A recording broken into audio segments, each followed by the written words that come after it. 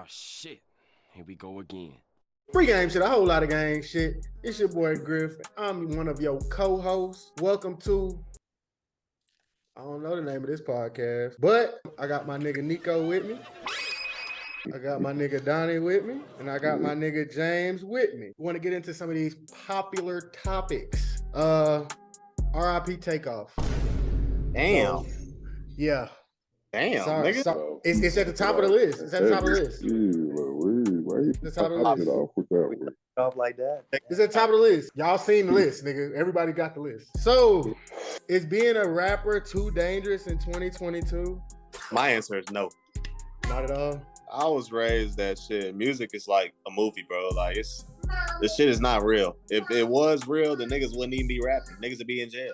I was raised on the same principle of like, all right, you like this? This is like a movie. It's fake. The nigga who's saying this shit is just like an actor. It's just like a director. Like, I was raised on that same principle. But that was at a time when, like, that was true. Now it's like, nigga, most new artists that you see is fresh out. Like, you can search a fresh day out and see a whole bunch of niggas' rap careers beginnings. It is some niggas out there who popping this shit. So for them, yeah, it's dangerous. Like, ain't no way, like, for what you saying, Rich, them same niggas who come out of jail or whatever, who was already in that street shit, ain't no way that once you get big and now you more out there, like you ain't low key no more hitting stains, you ain't low key in the hood or whatever, you famous. Like, so now your ops, they can hit you, they can find you. If you gotta do all that shit to do this occupation, then it's a shitty job or a dangerous job. You shouldn't even be forced to keep up the rep. But that is the fucking game. Like, literally, like, you'll be having $100,000 in your pocket, but still do a crime because it's like, well, shit, I'm still gangster though, you know. From afar, like, them niggas are rappers. They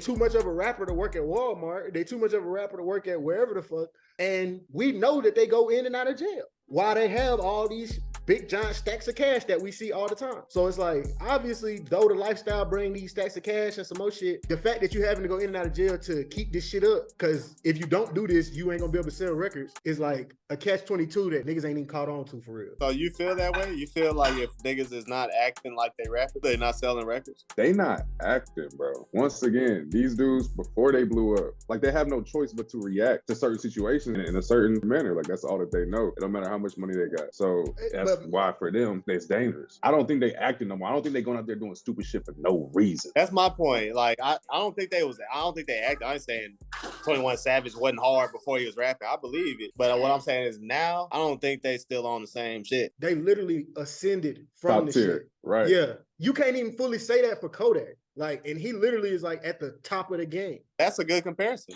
I can't say that for Kodak shit. He just got shot at. No other fucking profession, definitely no other genre of music. Even at the top of the game as a rapper, you can be in fucking in about to die in peril and shit. Niggas in our favorite genre really live like that. Oh, gotta call Swifty Blue, make sure we're safe in the hood. It's just a crazy thing, and I think it really is the most, like, it's one of the most dangerous jobs a nigga can have. It would be interesting to see artists drastically change their platforms and formats, because you cannot deny the fact that people are brainwashed. Nigga, sorry to put you out there, brother, but this nigga Nico was on some no snitching shit as if we was raised on some gangster shit. Like, nigga, I see a crime got anything to do with any of you niggas, I'm telling on that nigga. Okay, so you fuck with 6ix9ine? What does it feel to be the richest rat in the world? I mean, it feels pretty good. I mean, I put a lot of bad people away. I saved the world. I'm like Batman at this point. No. How do you get that I fuck with 6ix9ine off that? I don't fuck with 6ix9ine off of who he was before that. So okay, 6ix9ine got his own reputation. Condone his snitching? Nigga, knock your bitch off while you in prison, nigga? Hell yeah! Nigga, tell on that nigga. If you a tell on a nigga knocking your bitch off while you in that hole, raise your hand. In that situation, yeah, bro. And they kidnapped the nigga. And they extorted that nigga, bro. What we talking about snitching? Them his ops. And what's the point of joining the gang if I get betrayed by the people that's supposed to love me and protect me? I can't believe he fucking tried me like that, talking about, do you like 6ix9ine? Has anyone here read Jay Prince's book called Respect? First of all, let me open with saying I fuck with the book. The book was actually, like, I enjoyed. I did hear it was good. I haven't read it. Most of the shit, like the way he gives, like, if you just listen to it objectively, he basically just like a Southern Suge Knight. I can see that. He want a whole bunch of little niggas. He want a whole bunch of little homies, and everybody just respect me, and I'm the OG. Nigga, this is 2022, my nigga. Behind some shit that happened in 1990 or something, he want that. He want that. I whack back then. You don't know. Thing is, Like that nigga work that thing, thing. that shit about young boy. This That guy. was the thing that killed me. The shit about young boy. This nigga talking about, I got the keys, young buck. I got your keys to your Rolls Royce. I got your keys to your McLaren. Like, hit Like, me I up. did forget How about fucking that. old is this nigga that he talking about? He want this little nigga to come bow down to him. Oh, thank you, appreciate it, OG. You got my keys. Oh, I appreciate that. Next time I come to Houston, I'm gonna check. Nigga, come on, bruh. does he run Dallas? Dallas? Hell No. no. Niggas from Dallas not giving a fuck who Jay Prince is until they get old enough to like, nigga, do some research, nigga. Who runs Dallas? Nobody? The sheriff, nigga? I want to get a few more topics in before we time out. We ain't rushing or nothing, but let me just get some things moving on. We got a long list of shit. Gucci Mane drops his artist Baby Rex. Just moments, minutes, seconds, I don't fucking know. After he tweets, basically, y'all got me fucked up. I ain't coming to Houston. Don't book me for Houston no more. Like, y'all crazy. Hashtag Baby Rex, hashtag 1017, hashtag the new 1017. And moments after that, that nigga Gucci Mane was like, dropped from the label. Nigga lame as fuck. What y'all think about that? Yeah, bro, you are lame. Why can't you go perform in Houston? Like, what? No. I think Gucci Mane lame. Why? All Gucci Mane artists besides Pooh Shiesty is on bullshit. And Pooh Shiesty ass is in jail. Fujiano was on that nigga's team for the longest and nigga in jail as well. It's nothing really positive coming from signing the 1017. So Gucci was in jail.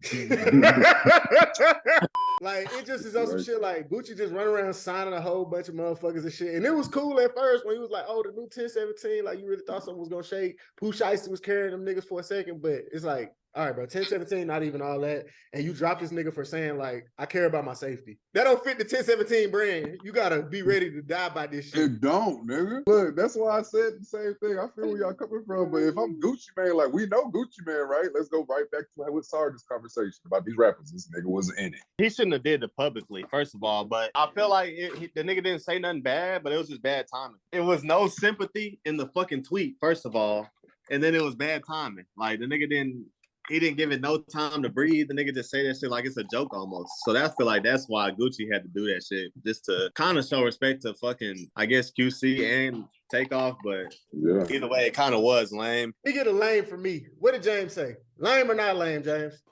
I think Gucci looking at it as like a decision at the end of the day. He ain't trying to disrespect nobody, and at the end of the day, he's gonna go whatever is gonna make him the most money. Let me see here. I ain't gonna lie, I had some music topics, but I ain't even listened to the music enough to even be talking shit. This Drake from 21 shit, bro. This shit is some gas, bro. I feel like this shit wasn't even supposed to be dropped at this time. He was just probably like, nigga, come on. Yep. They talking crazy. Let's go. From the first song to I really haven't heard a bad one. No skips. I didn't listen to Smino either, but I seen J. Cole post his verse. You can tell he's still leveling up. That's the dangerous thing about these conscious rappers. They got the bars. Once they figure out how to get the melodic shit, like the dumb shit we like to listen to, into this conscious shit they talk about, it's a rap. I feel like it's because they bring him the beats. I think most of the time he be a part of crafting the beat for the artist to where it's like, I'm gonna get on your shit. Don't worry about me and my rapping. I'm gonna get on your shit and I'm gonna do my shit still. And that's the problem with Cole, bro. He trying to rap like these young niggas. He's still saying the real shit, but it's not like J. Cole is saying the bullshit on these new beats with these other rappers that saying bullshit. He hopping on these shits, stealing their flows and making their flows better. But his other beats though, classics. Let's go on Kyrie real quick. That's quick. That's quick and easy. Oh, hold on. You think so? That's quick and easy. Yeah, that's quick and easy. Okay. Yeah. This is about freedom of speech, freedom to post, and freedom to fucking just be yourself. Athletes are allowed to be stupid right-wing Republicans with no problem. You can believe that the election was stolen, no problem. If Kyrie wants to believe he's Black Jew, why can't Kyrie believe he's Black Jew? He ain't really did nothing like Kanye. And I'm ready for Kanye shit, but goddamn, Kyrie shouldn't be receiving all this. They've since spent that nigga 5 games, no pay. I don't know who they trying to please. That's ridiculous. I feel like he handled the interview very well, bro. Like, on a scale of 1 to 10, I think he did a good 7.5. You know, it wasn't too bad. This is actually something normal. Like, okay, he has like a different worldview and he's not pressing it on you, but he's just like, you know, saying how he feels. And we all know somebody like that just believe a little bit of nutty shit and they can still be cool. They can still come to the party. I ain't gonna give my money to Jeff Bezos. That's fuck him. People are getting mad at Kyrie for posting the link. Why are we not mad at Amazon for hosting the video itself? They're going to get way more views from being on Amazon than they are from Kyrie posting it on his Twitter. Yeah, and That's making why- money Wow. off of it. Making hella money off the shit. I mean, wait. Not making a lot of money. Let's clear that up. I'm sure this weird ass Black Jew documentary is not making Jeff Bezos no more money than he would have made. Bro, like, think I about- bet you the fuck it is. Think about I how bet you the Yeah, fuck I it is. bet it is. I bet it is for real. Jeff Bezos will buy a craft plant and start selling sour cream and start making more money than this fucking little Rich. bullshit ass No, movie. no, This is no. nothing. This does Okay. not matter. Amazon Prime is free. Fuck is we even talking about? Get the No. fuck off my Nah, podcast. Everybody cancel. You gotta buy that shit for real. Cause we was gonna try to watch that shit You was today. gonna try to watch that? Come on, Yes. bro. How much is I that? mean, $3.99, $3.99? $2.99 or some shit like that. Stop the cap. For real. Nigga probably ain't made $1 million off that hoe. I guess this can go into the Charleston White segment. You rape Yo. white woman. You goddamn right. The nigga Charleston White said he was a rapist so that he could get people to basically share his video and fucking be looking at his shit. As far as an actual rape allegation that a real rape victim exists, the nigga proclaims that there isn't one and that he said that for the internet so that he could get more people to look at him. I haven't researched it, but I've heard the nigga say that that's the case. I'm not going Hold on. Yeah, I'm sorry, bro. That's just not one thing that you play around with. He already been to prison for killing people, so it's like he really says outlandish and crazy shit. He really say, I kill white men. This nigga ran on Instagram about this nigga talking about rapping about Zendaya and saying sexual harassment. It was a lie. It was just for fame. But wait. Kodak Black has gone to jail for sexual. He's Okay. literally gone to jail. I was for just about rape. to say that shit too. If Charleston White did that shit, he would have went to jail for it easily. Like he went to jail for murder. I don't understand what you're saying though. One is propaganda. One is obviously fake, but you want to believe it because it's salacious. The other is obviously true, but you don't want to believe it because you're a fan of the person. That's not me. I understand exactly what you're saying, but that's not the type of person I am. Charleston White said that shit, nigga. Just like you heard it, just like I heard it, just like James heard it. The cops heard it, nigga. He be with the cops. So you don't think they would have been like, hey Charleston, we got to talk to you about that white woman you raped. That's not my point. My point is you're condemning Kodak, saying these niggas don't got nothing else to talk about. What they talking about? Why are they talking about? No. It's not these niggas. I'm talking about Kodak Black no. specifically. I'm talking about Kodak Black specifically. Either way, you saying he don't have nothing else to talk about, but at the same time, you saying this nigga came up off of saying he raped a bitch, and he was trying to get people to click on this shit. You saying Kodak is lame for talking about the shit, but this nigga said he doing the same thing, the same exact thing, talking about the shit. You saying he's sexually harassing Zendaya like all rappers don't talk about fucking bitches. Kodak Black marketing campaign is to say, I want to fuck Young M.A. I want to That's fuck Coi Leray. I want to Campaign. fuck Lauren London. He really be He saying did. that shit, but he literally has said some throwed off crazy wild ass shit. That Young Yeah. M.A. shit he put in a song, nigga, that was not appropriate. And he continued to do that Yeah. shit with like a whole bunch more women. And I'm he's not- actually a rapist, convicted. That shit just not the same to me, bro. It's just not the same at all. Especially when you consider the actual things that are coming out the platform. I don't feel like that at all. That don't even make sense. You think when he No, say something, I don't think nobody fuck with him behind that. But I think that he know that if people are smart enough to get past this and hear all the other shit I'm saying, and then can deduce that this nigga didn't go to jail for that shit, and he said the reason he said this shit is so that he could get people to fucking say something salacious. Nigga, it make perfect sense to me, nigga. I don't know no niggas that's gonna be able to say some shit like that and then the laws don't come behind their ass and see about it. It's a lame ass marketing tactic. That shit gets people to click and go look and see what the nigga said. And if you can't see the pattern in that, then we just gonna disagree on that. no, I don't think he's doing that for marketing. It's not like he's posting the name of the song Zendaya. That's just a bar in the song. People not even gonna listen that far or that hard. I have not heard one song off that new Drake and 21 Savage. But you know what I have heard? You know what I do know? The one bar about Megan Thee Stallion. What's the bar about Megan Thee Yeah, Stallion? you Bitch lying, talking about she got shot or some shit like that. This is an ongoing court case. Cool. Like, what happens if it comes out in court that she did get shot? So then what? What happens? Nothing She to gets. Drake, I probably. ain't gonna cap. If I'm the stallion, I'm suing that nigga. What topics we got left? Man, we got hella topics, some sports topics, Kanye, some NBA shit, then some random shit that I had as well. I want to talk about Elon. So yeah, he bought Twitter. Uses of the N-word has gone. What was that? The percentage I don't have it on hand, but the percentage of the N-word basically once Elon bought the website went up like tremendously because he basically had What? said, we're not banning people for free speech. Like say basically whatever you want. The only thing you can't do which I have proof of, is like talk shit about Elon. I commented on one of Elon Musk's posts, and Twitter did something that it has never done before. You know, on Instagram, sometimes you'll comment something like, fuck this bitch, or this shit is stupid, and then it'll ask you like, this looks like it's against our rules. Would you like to change it? Other people have posted this similar and got reported. Would you like to change it? Some shit like that. Twitter start doing that when you comment terrible shit to Elon. And he bought that hoe for $44 billion, and he's talking about charging $8 per verified account per month. Oh my goodness. Turn that hoe into a business, bro. Nigga, it was already a business. He just said on Twitter that he's losing $4 million a day. That nigga fired everybody. That's probably why he's losing all his money. The nigga tweet. For real. I feel like losing $4 million a day is like 400 to him. Nigga probably don't want to lose $4 million a day. Bro, think about how much money this nigga has at his disposal. He paid $44 billion for it, just a business venture. Losing $4 million is just a part of the fucking game. Like, that ain't shit. Final point about Elon, he said he's going to start putting accounts that were permanently banned, such as Donald Trump and Free Game Griff, back onto the platform. So we're looking forward to see those gentlemen reinstate. Yeah. Me and Trump both made that website what it is. Stop the cap. Hey, what they banned you for, bro? You remember when Scottie Pippen's ex-wife was fucking on Michael Jordan's son? I said, could you imagine being in conference trying to get buckets against the best niggas in the country and TMZ posting who your mama is fucking? Nigga, permaban. Gone forever. I literally fucking appealed that shit dozens of times, like literally double-digit times, nigga. Just saying nigga, typing sad, just typing crazy. Like, nigga, if anybody can read them hoes that's a real person, they be like, this We'll probably be like, hey, this dude's got a problem, bro.